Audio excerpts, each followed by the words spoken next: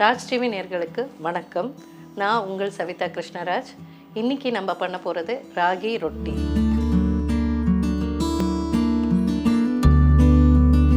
அதுக்கு தேவையான பொருட்கள் ராகி மாவு, முருங்கீரை, கொத்தமல்லி, கருவேப்பிலை, பூண்டு, சீரகம், வெங்காயம், மிளகாய் தூள், மிளகு, உப்பு. இது ரொம்ப சிம்பிளான டிஷ்ஷு. ராகி மாவு வந்து ரொம்ப கால்சியம் உள்ளது. அதனால் நீங்கள் வாரத்துக்கு ஒரு நாள் நீங்கள் பண்ணி கொடுத்தீங்கன்னா நல்லது. வீட்டில் ராகி மாவு எவ்வளோ உங்களுக்கு தேவையோ அவ்வளோ நீங்கள் போட்டுக்கலாம். எவ்வளோ பேர் இருக்கீங்களோ வீட்லேயோ அவ்வளோ நீங்கள் போட்டுக்கலாம். இதை போட்டப்புறம் இப்போ வெங்காயம் கட் பண்ணி வச்சுருக்கிற வெங்காயம் இதில் சேர்த்துக்கிறேன். அடுத்தது வந்து நம்ம கருவேப்பிலை சேர்த்துக்கிறேன். இதை கொஞ்சம் பொடிசாக நறுக்கிக்கலாம், அவ்வளோதான். இதோ கொஞ்சம் ரொம்ப தேவையில்லை. இப்போ வந்து முருங்கீரை எடுத்திருக்கோம். முருங்கீரை இது வந்து ரொம்ப நல்லது உடம்புக்கு.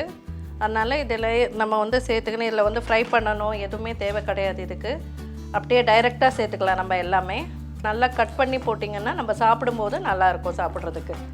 உங்களுக்கு தெரியும் முருங்கீரையில் எவ்வளோ சத்து இருக்குன்னுட்டு. ஸோ அதனால் எவ்வளோ அளவுக்கு நீங்கள் எல்லாத்துலேயும் சேர்த்துக்கிறீங்களோ அவ்வளோ நல்லது இது. இதை நான் கழுவி க்ளீன் பண்ணி வச்சுருக்கேன். இதை வந்து நம்ம கட் பண்ணி இந்த மாதிரி இதில் சேர்த்துக்கிறோம். அடுத்தது வந்து கொத்தமல்லி கொஞ்சம் கட் பண்ணி சேர்த்துக்கலாம். ஸோ இப்போ வந்து கொத்தமல்லி ஆட் பண்ணிட்டோம். நம்ம முருங்கீரை, கருவேப்பிலை, கொத்தமல்லி மூணுமே ஆட் பண்ணியிருக்கோம். அடுத்தது வந்து நம்ம இதில் சீரகம் கொஞ்சம் ஆட் பண்ணிக்கலாம். சீரகம் ஒரு 2 ஸ்பூன் அளவுக்கு உங்களுக்கு எவ்வளோ தேவையோ அவ்வளோ ஆட் பண்ணிக்கலாம். அடுத்தது வந்து இப்போ நம்ம பூண்டை ஆட் பண்ண போகிறோம். பூண்டை வந்து நீங்கள் தட்டியும் மிக்சியில் அடித்து இல்லைன்னா தட்டியும் நீங்கள் சேர்த்துக்கலாம்.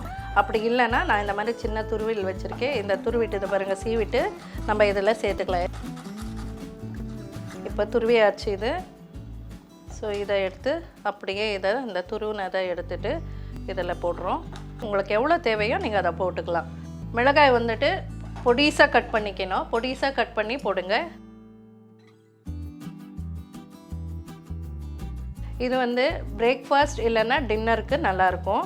இதோட வந்து தேங்காய் சட்னி வச்சுட்டு சாப்பிட்டிங்கன்னா இன்னும் நல்லாயிருக்கும். கொஞ்சம் நம்மளுக்கு காரம் தேவைன்றதுனால கொஞ்சமாக, இது ஆப்ஷனல் தான். உங்களுக்கு தேவைன்னா நீங்கள் போட்டுக்கோங்க, இல்லைன்னா வேண்டாம்.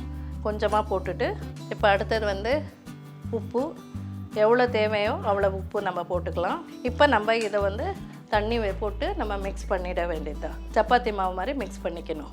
இப்போ நான் தண்ணி எடுத்துக்கிறேன். எவ்வளோ தேவையோ அவ்வளோ தண்ணி போட்டால் போதும், ரொம்ப போடணுன்னு இல்லை.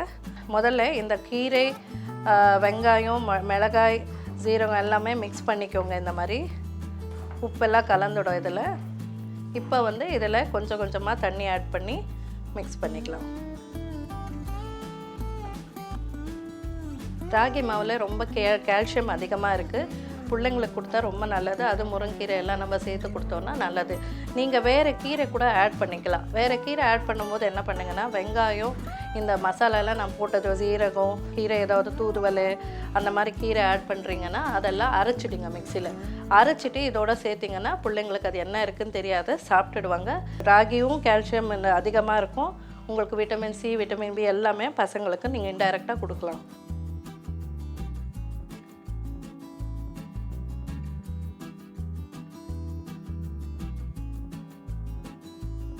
இந்த மாதிரி நம்ம பிசைஞ்சிட்டோம். இதை சப்பாத்தி மாவு மாதிரி நல்லா ரொம்ப தண்ணியாக இருக்கக்கூடாது, ரொம்ப கெட்டியாக இருக்கக்கூடாது, மீடியமாக இருக்கணும்.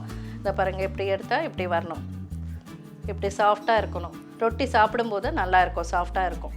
ஸோ இந்த மாதிரி நம்ம இது தட்டுறதுக்கு ஒரு ரொட்டிக்கு நம்ம இவ்வளோ வந்து அளவில் எடுக்கணும். இப்போ நம்ம தவா வச்சுட்டு எப்படி பண்ணுறதுன்னு காமிக்கிறேன். நான் வந்து இதில் எண்ணெய் தடவிட்ட பாருங்கள். எண்ணெய் தடவிட்டு இந்த மாதிரி எடுத்துக்கோங்க. ஒரு உருண்டையை எடுத்துக்கோங்க. எடுத்துட்டு இதை இப்படியே இதை நல்லா இப்படி நம்ம கையால் இப்படியே பெருசு பண்ணிகிட்டே போகணும். எவ்வளோ மெலிசாக வேணாலும் நம்ம தட்டலாம். இப்படி டைரெக்டாக தட்டினோன்னா. இதே நம்ம வாழை இலையிலையோ இல்லை பிளாஸ்டிக் பேப்பர்லேயும் தட்டிட்டு நம்ம எடுக்கும்போது மெலிசாக தட்டிட்டோன்னா அது வந்து உடையும். அதனால் நம்ம வந்து டைரெக்டாக இப்படி தட்டிட்டோன்னா எவ்வளோ வேணாலும் மெலிசாக தட்டிக்கலாம். இப்போ தட்டியாச்சு. இப்போ நான் ஃப்ளேம் வந்து பெருசாக வைக்கிறேன். இதுக்கு கொஞ்சம் எண்ணெய் போட்டணும். இப்போ நல்லெண்ணெயில் போட்டு யூஸ் பண்ணிங்கன்னா ரொம்ப நல்லது. உங்களுக்கு அது பழக்கம் இருக்குன்னா நீங்கள் பண்ணிக்கலாம். இதில் எல்லாமே சத்துள்ளதாக இருக்குது. ராகி மாவு, முருங்கீரை எல்லாமே ரொம்ப சத்துள்ளது. இது நீங்கள் வாரத்தில் ஒரு வாட்டி இல்லைன்னா 2 வாட்டி வீட்டில் பிள்ளைங்களுக்கு வீட்டில் இருக்கிறவங்களுக்கு நீங்கள் செஞ்சு கொடுத்தீங்கன்னா ரொம்ப நல்லது.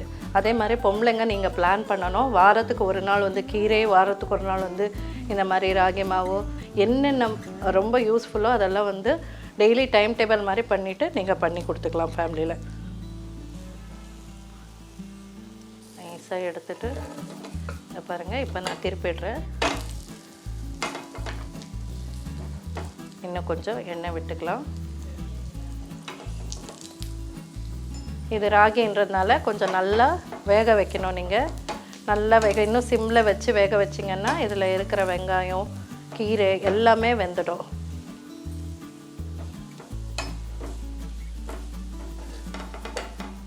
ஆக்சுவலி ராகி மாவில் வந்து இந்த மாதிரி ரொட்டி பண்ணும்போது அந்த மாதிரி வெள்ளை வெள்ளையாக வருதுன்னா அது வேகலைன்னு அர்த்தம். அந்த இடத்துல நீங்கள் கொஞ்சம் தண்ணி ஏதாவது தண்ணி சலிக்கிறதோ இல்லை எண்ணெய் போடுறதோ போட்டிங்கன்னா நல்லா வெந்துடும். அதுவும் இந்த பாருங்கள், இந்த மாதிரி ஈவனாக வெந்திருக்கணும். இதாகிடுச்சு பார்த்தீங்களா? ஸோ இதுதான் ராகி ரொட்டி. ராகி மாவு வந்து உங்களுக்கு சூப்பர் மார்க்கெட்டில் கிடைக்கும். ஆனால் வீட்டிலே வந்து நீங்கள் ராகி வாங்கி சுத்தப்படுத்தி மாவு பண்ணிங்கன்னா இன்னும் ஹெல்த்தியாக இருக்கும். நீங்களும் இதை செஞ்சு பாருங்கள். நாளைக்கு இன்னொரு டிஷ்ஷோடு உங்களை சந்திக்கிறேன். நன்றி, வணக்கம்.